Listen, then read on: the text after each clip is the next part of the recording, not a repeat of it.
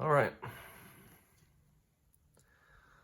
So I've got two Game Boy Advance SPs, both the AGS 001 model. This one's got no stickers, but they are both secondhand from Japan, from the same seller on eBay. I also have two more. This one I've already taken apart at an earlier date. I do not know why I stopped. There must have been something wrong with it. Maybe in another video we'll fix that. And this one I've marked AGS 001, no battery, good for storage. Very dirty, maybe too dirty. So maybe that's the one we'll try out. Yeah, maybe that one. So let's just get into this. I should have a craft knife laying somewhere around, but I don't feel like getting up and turning around. So this is from Game Boy Galaxy, I take it. I'm gonna say that is an eBay seller, and I'm gonna say I got this back in maybe 2016. This again is an AGS 001. However, this one is a US version, or at least a North American version.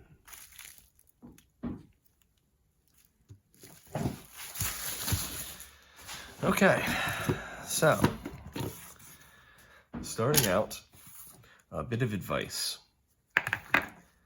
This is an ice cube tray, just a weird looking one. It makes round spherical ice cubes, but any ice cube tray will do. Silicone might be a bit bitchy just because it's kind of sticky, but any ice cube tray will do.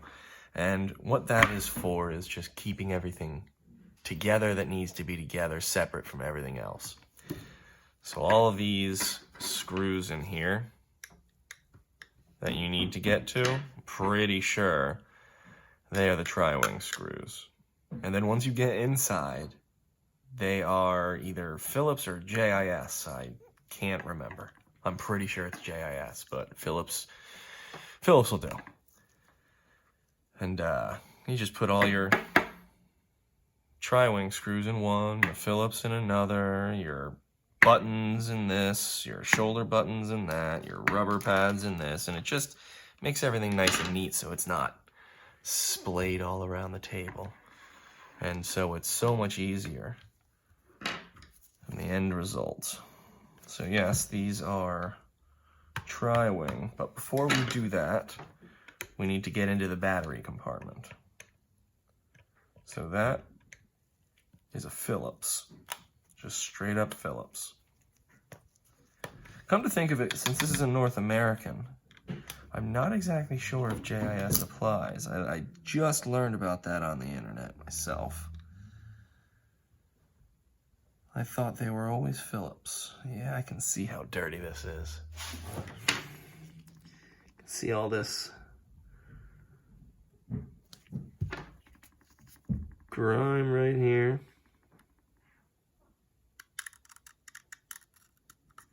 That's all finger cheese.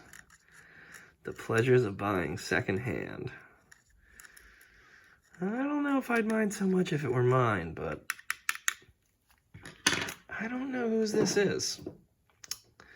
Introduction to our next tool, I guess.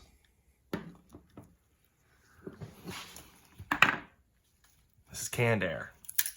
Keyboard cleaner. Dust off. Comes in many names, many forms, many brands. But basically just want this. Just, I mean, unless you've got an air compressor, that would probably be the best. But this is what you're gonna find at Walmart, Lowe's, and Home Depot. So all you really have to do is just kind of not get yourself in the face. This is strong. It's just air.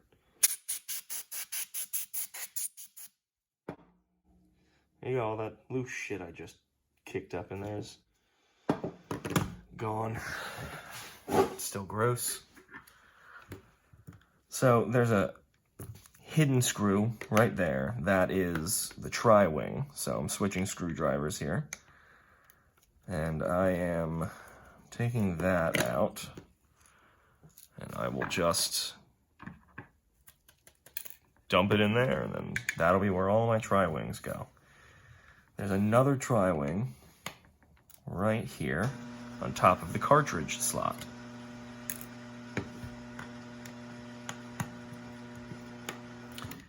And be careful that you're not stripping either the screw or the screwdriver.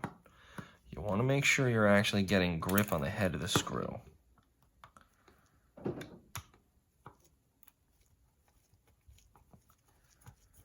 So I'm just gonna speed through this. Okay, so I'm done now, and I'm ready to pull this part off. I've got 1, 2, 3, 4, 5, 6 screws out. All of these 6 were tri-wings, and they're all right there. So now, just gonna kind of wiggle this off a little bit, and you might notice that either your volume or your power knob, or perhaps even your L and R's might come out. All right, there we are. So, I'm gonna put this to the side for now and just continue disassembling here. This is the on-off switch. Volume switch would be there. I guess it's, yeah, still on the board. These are your L and your R's, and this, if you can make that out, is a bunch of, I guess, liquid at one time, maybe soda, something, but that's right around that area where I was telling you. That's the the link cable port, and that's the charge port. Those are both just pretty wide openings into the board, or the shell casing, even though they've got this backing perimeter there. The L and the R buttons, they're strong entrance points. On, off, volume, anywhere there, stuff can get in. There's a big glob right in the middle. You can see it with the shine. All of those little specks. Something liquid got in here, sugary, sticky, and it dried. And unless you take it apart, it's impossible to clean that. And we have no moisture indicator. So this has obviously been messed with at an earlier time. Not by me. So the L and the R's are a little bit tricky. They've got an odd bit of finagling and finesse involved. So if you can see this pin right here, this little metal piece that hooks into, on the other side, this right there. So that's part of a spring. You need to get that out of its housing, its little slot there. And now it's not really under any pressure, and you can just slide this out. And now the spring comes right out from the LR, and then this little central middle piece comes out, and you just basically reverse it to put it back together. You just got to make sure you don't lose any of these pieces.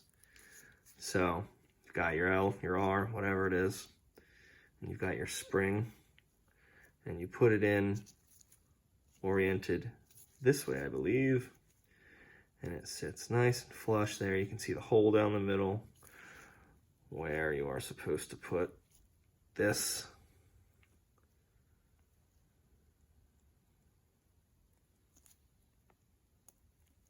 And then this just winds right back into that one slot that it came out of. And it's back under tension. It's ready to L and R away.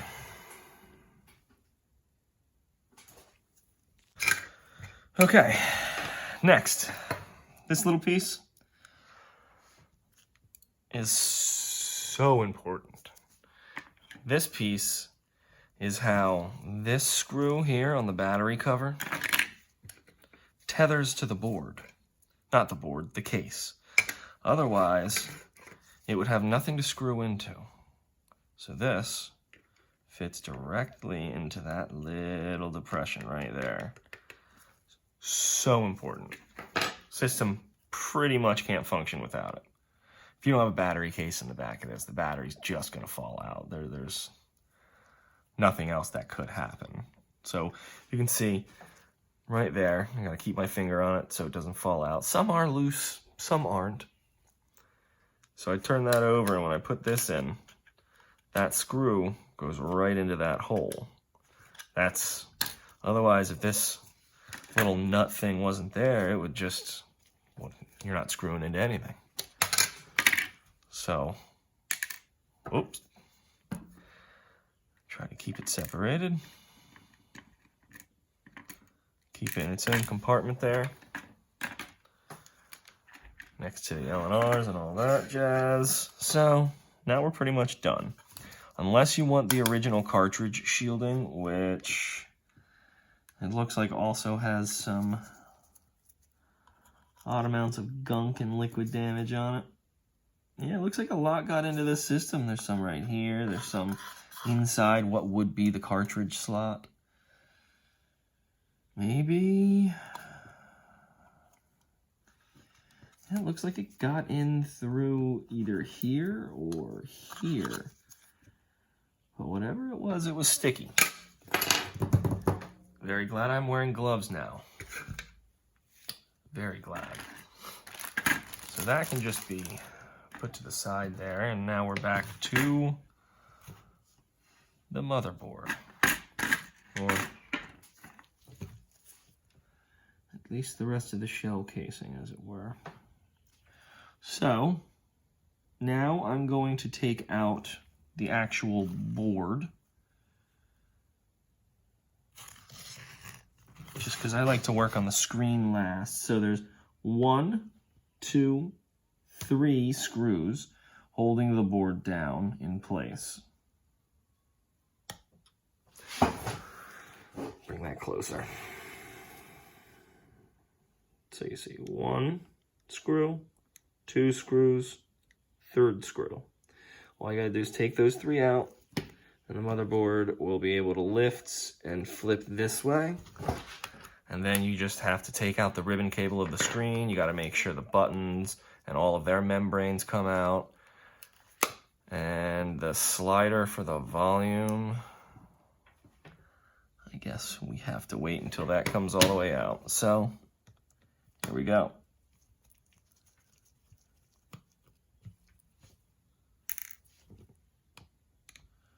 And remember, these are unique screws, so I'm putting them in their own separate little compartment in the ice cube tray. And very much so, be careful. Watch your screwdriver, that it doesn't hop out of the head of the head of the screws here and gouge the board, because it's so easy. All of these parts are smaller than the head of my screwdriver. If you accidentally stab that, it's really hard to see with the naked eye. You're gonna need some pretty good magnification to see if you've damaged it. And then you're gonna need to be able to work on something that small if you do damage it. So moral of the story is just be very, very wary of all of that jazz. So now we're ready to lift. Maybe the volume button slider doesn't want to come off. Well, it should, but I'm not going to force it today. All right. So now we've got the motherboard out, and it's all flipped. So I'm just going to worry about some moving parts here first and take out, this is the speaker.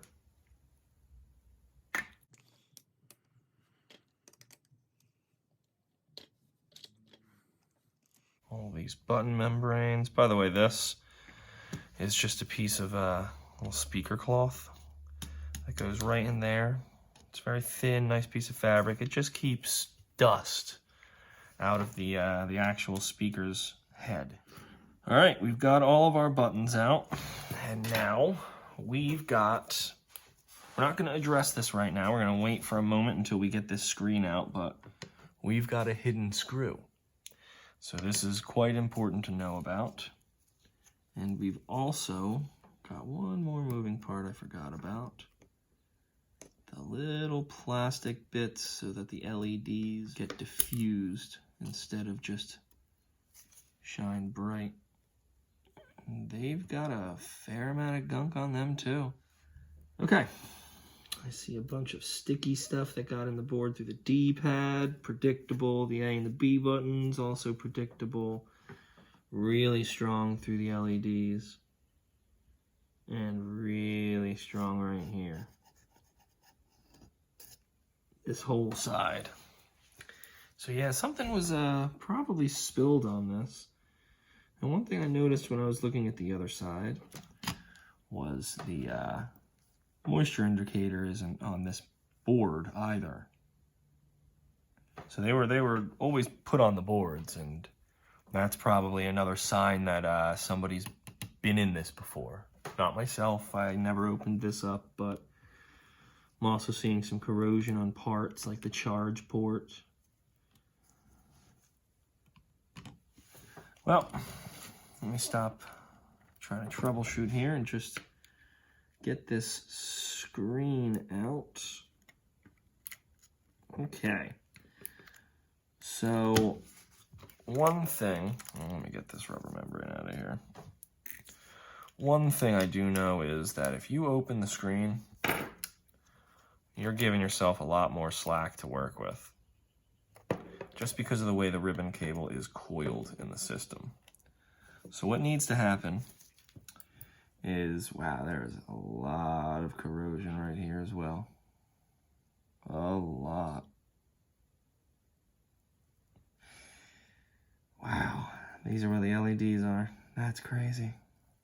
Anyway, what you need to do to get these ribbon cables out is you need to pull this side up and this side up, and it should just pop right out under a little bit of tension. Those are generally how the ribbon cables connect in every iteration of Game Boy since Game Boy Color. I don't know anything about the DMG or the Pocket or the Game Boy Light or any of those. Never worked on them. But this action here is how you release the cable, or you put the cable in when this is popped up, and then you pop it down when the cable is in. So I'll do a close-up of that too.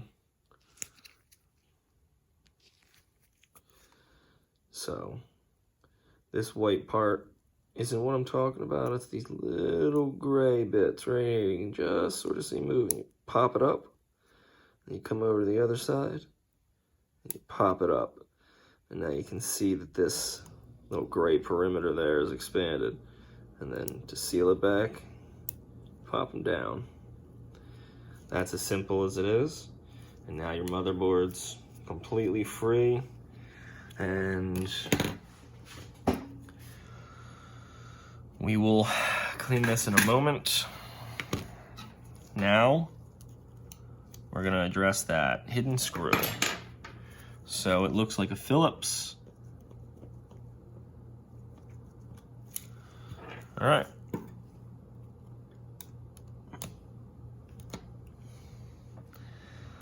I'm going to put this over there and put these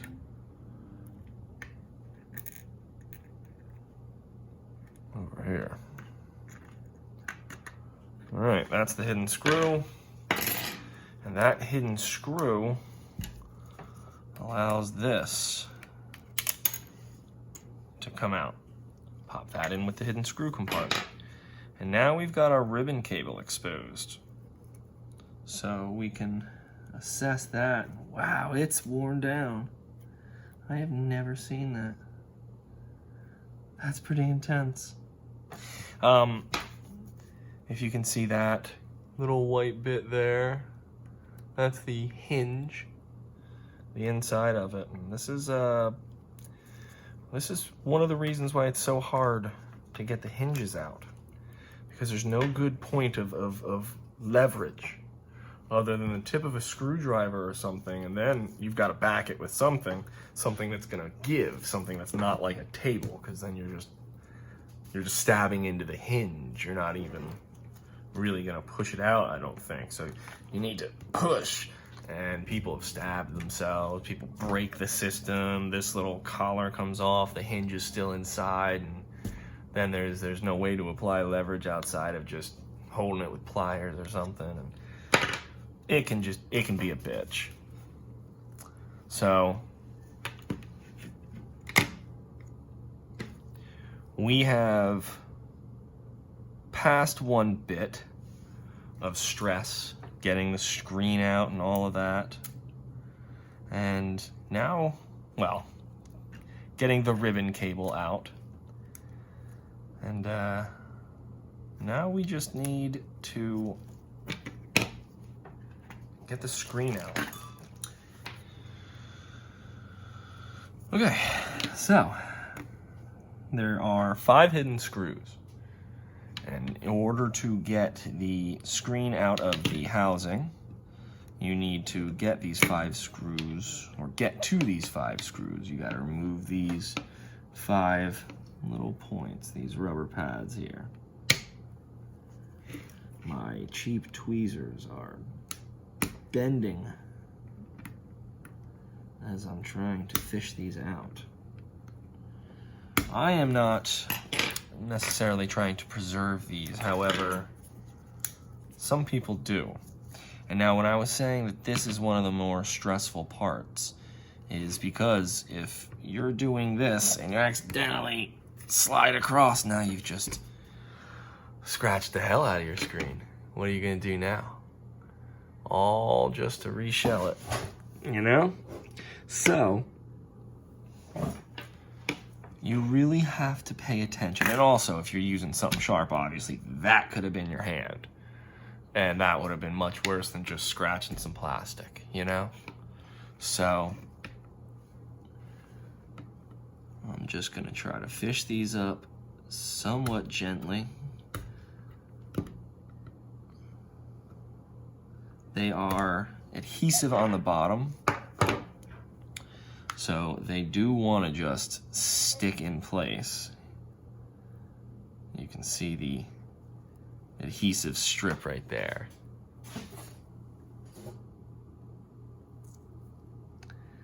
So you just repeat the process for all the rest of these 4 points, and I'll get back to you when I do.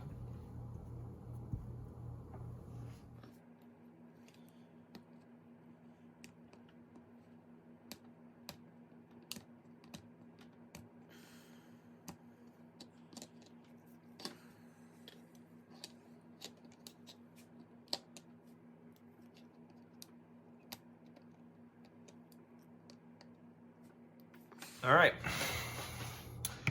so we're back, and I've gotten all of those rubber pads out, and since this is an AGS 001, all of these are tri-wing screws.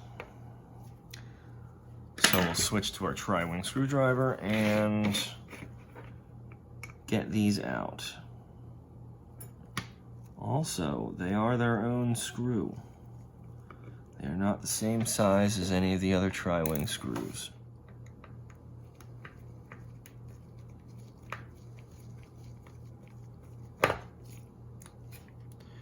That was one thing right there.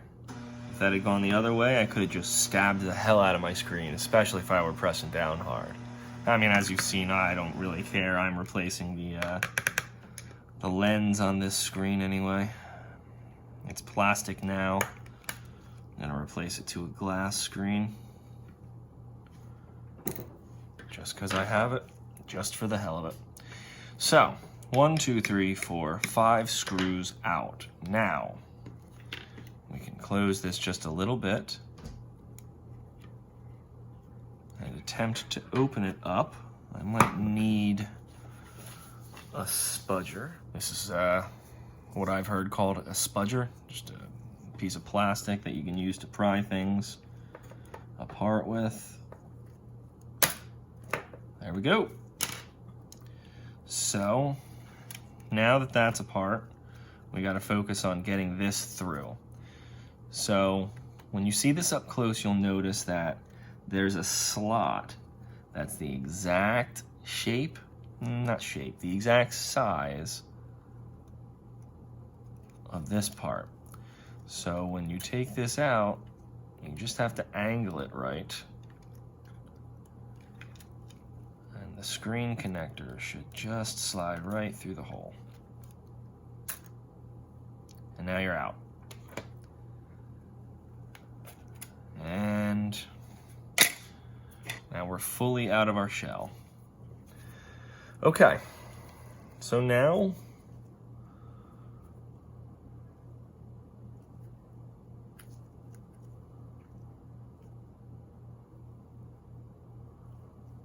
I'm gonna try to get this just in a couple of areas. Start the prying.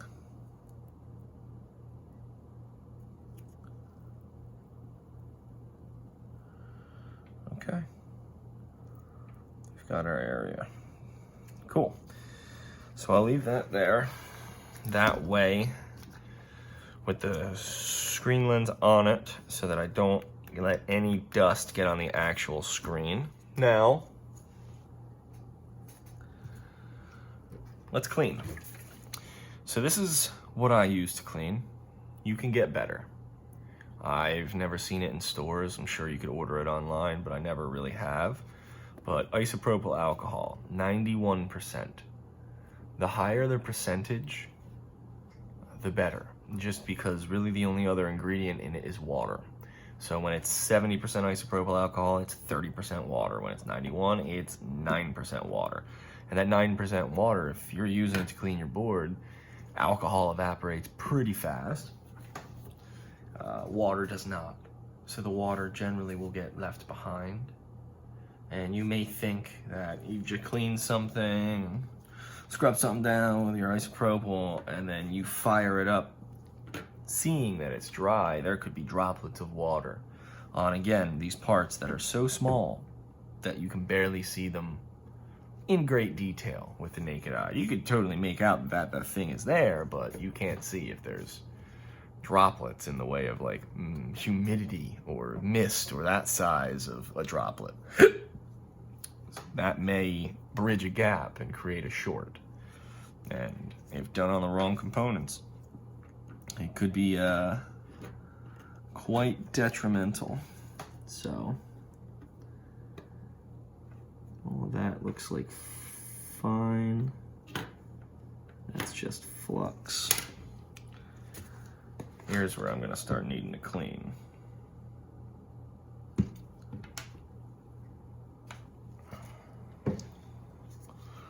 So these, I think, are the LEDs that indicate the system's on, charging, and its battery status. So we're just going to clean. Maybe I'll give us a close-up for this.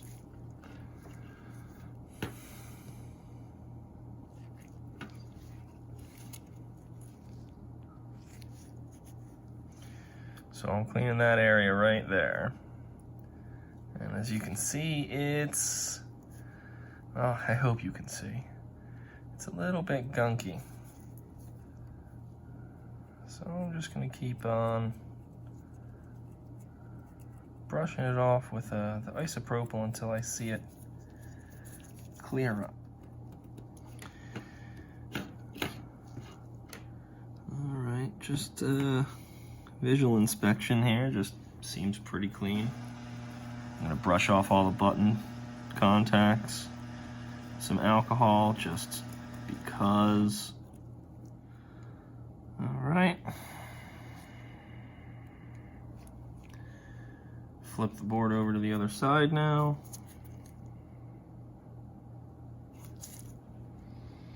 And grime.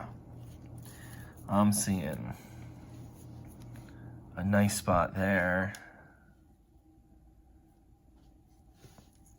Yeah, just nice shiny spots. All of this grime right in here, shiny. Got some actual artifacts of sticky grossness on the board. All of this down here needs cleaning. This guy. Cartridge slot just has a lot of dust on it, so I'm going to use a little bit of canned air here.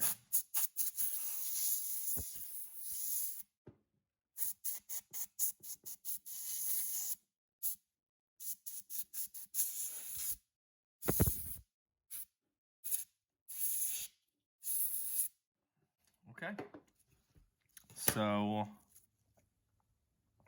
I'm going to use a little bit of alcohol here because there is an odd spot. Came right off.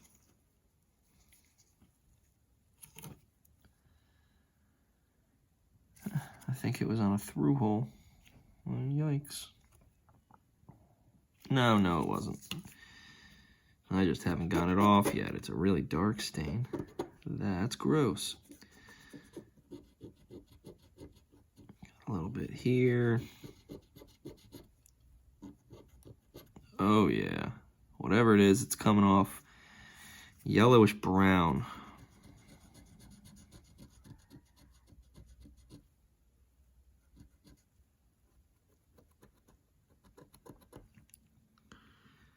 Oh wow, I just took a solid chunk of something off the board.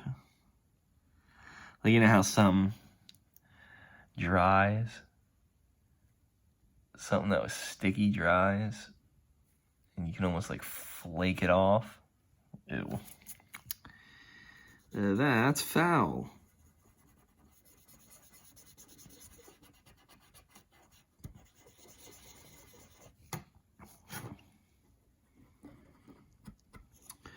Yeah, this just seems like a piece to go, man. A lot of these are rusted, corroded, in some way, shape, or form, coming loose from the board on its solder points. No bueno.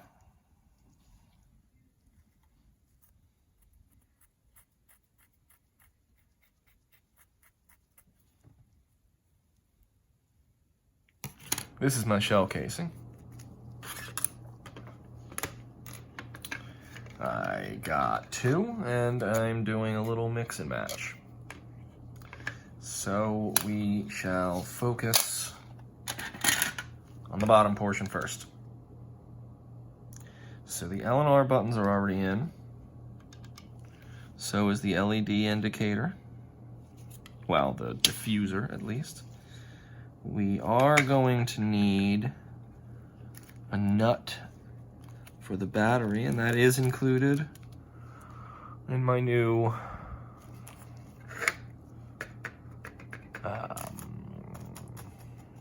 baggie of screws and such, but not actually in the shell casing, so be wary of that before you do anything. You're going to need to go through this. I think what I'm going to do is I'm going to bring this forward, dump everything out into one pocket here, and then divvy it out accordingly. I'll get back to you in a moment when I'm done.